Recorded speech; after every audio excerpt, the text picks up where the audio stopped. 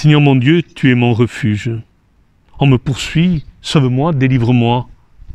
Sinon, ils vont m'égorger tous ces fauves, me déchirer sans que personne ne me délivre.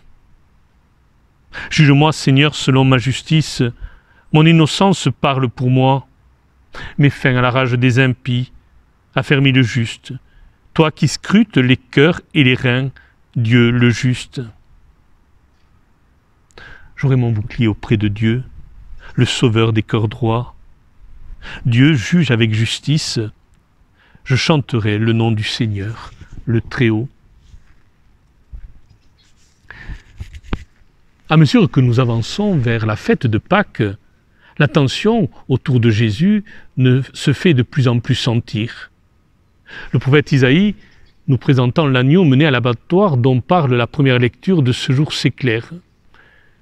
Jésus apparaît de plus en plus comme celui qu'il faut faire disparaître. Jésus, sans aucun doute, est alors allé puiser dans la prière des psaumes des ressources pour être soutenu dans son combat. Les mots de la prière des psalmistes sont devenus les mots de sa prière. On me poursuit. Ils vont m'égorger tous ces fauves. Sans que personne me délivre. Mets fin à la rage des impies.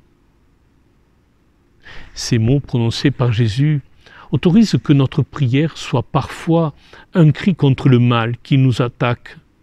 Il nous demande d'aide pour lutter contre ce qui nous oppresse, nous fait redouter la mort. Il est légitime de faire monter vers Dieu avec nos mots, nos expressions, même si elles sont violentes, toute cette souffrance qui est en nous, que le monde porte. Le Seigneur entend le cri monter vers lui par cette crise qui menace notre humanité, la maladie, l'injustice. Mais vous avez remarqué que le psalmiste enchâsse ce cri entre deux versets qui proclament l'espérance et révèlent le croyant.